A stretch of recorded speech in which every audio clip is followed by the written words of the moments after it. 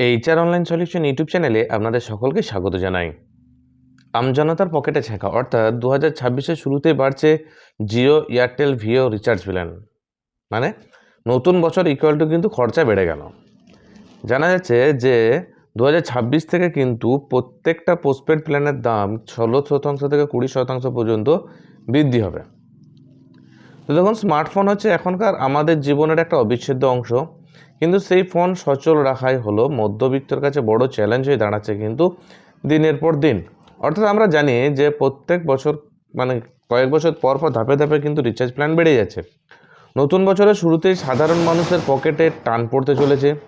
শোনা যাচ্ছে যে 2026 সালের শুরুতেই রিলায়েন্স জিও, ভারতী এয়ারটেল ও ভোডাফোন আইডিয়াই অর্থাৎ ভিআইয়ের যে সিম আছে মতো প্রথম সারির টেলিকম সংস্থাগুলি রিচার্জের দাম কিন্তু বাড়াতে পারে। অর্থাৎ প্রথম সারি বলতে এখানে তো আর কেউ নেই। ভারতের মধ্যে জিও, ভারত এয়ারটেল এগুলি আছে, যদিও আছে বিএসএনএল, কিন্তু বিএসএনএলের কোথাও কিন্তু নেটওয়ার্ক পাওয়া যায় না।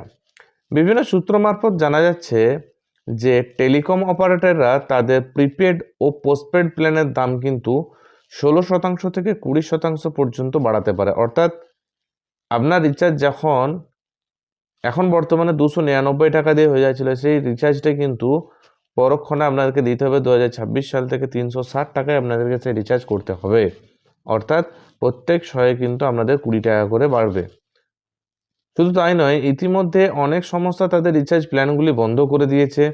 এর ফলে সাধারণ গ্রাহকদের কাছে অন্য আর কোনো কিন্তু বিকল্প থাকবে না। এর ফলে কী হবে না, সাধারণ গ্রাহক যারা থাকবে তাদের কাছে কিন্তু আর কোনো প্রকার কোনো বিকল্প থাকবে না। তাদেরকে যেরকম রিচার্জ বাড়াবে সেই মোতাবেকই কিন্তু তাদেরকে রিচার্জ করতে হবে। সহজভাবে বললে, বর্তমানে কোনো আনলিমিটেড কলিং ও দৈনিক 1.5 জিবি ডাটা প্ল্যানের দাম যদি 300 টাকা হয়, এই তো আমি আপনাদেরকে আগে বললাম, যদি প্রতি প্ল্যানে 100 টাকা পিছু কিন্তু 20 টাকা করে বাড়বে। তবে 20% দাম বাড়লে সেই প্ল্যানের জন্য গ্রাহককে দিতে হবে 360 টাকা। অর্থাৎ প্রতি রিচার্জে এক ধাক্কায় কিন্তু অনেকটাই বেশি খরচ হতে পারে। মোবাইল রিচার্জের দাম বাড়ান ঘটনা এই প্রথম নয় কিন্তু। এর আগে আমরা দেখেছি যে 2019 সালে কিন্তু 15 থেকে 50% বৃদ্ধি হয়েছিল। 2021 সালেও কিন্তু বৃদ্ধি হয়েছিল 20 থেকে 25%, এবং 24-এও কিন্তু একবার বৃদ্ধি হয়েছিল রিচার্জ প্ল্যানের। 2019 সালে দাম বেড়েছিল কিন্তু 15 থেকে 50%। 21 সালে দাম বাড়বে 20 থেকে 25% কিন্তু বৃদ্ধি পাবে, এবং 2024-এও কিন্তু 10 থেকে 20% একবার বৃদ্ধি করা হয়েছিল। ডিজিটাল ইন্ডিয়ার যুগে ইন্টারনেট ছাড়া এক মুহূর্ত যেমন চলা সম্ভব নয়, কিন্তু বারবার এই খরচ বাড়াতে থাকায় সাধারণ মানুষের কপালে কিন্তু চিন্তার ভাঁজ পড়ছে। নতুন বছর এর বাড়তি খরচের জন্য এখন থেকেই প্রস্তুত থাকতে হবে গ্রাহকদের।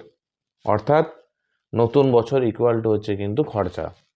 অর্থাৎ কারণ আমাদের কাছে যে মোবাইল আছে, আমরা ইন্টারনেটের যুগে, এই ডিজিটালের যুগে কিন্তু মোবাইলে আমরা একেবারেই আসক্ত।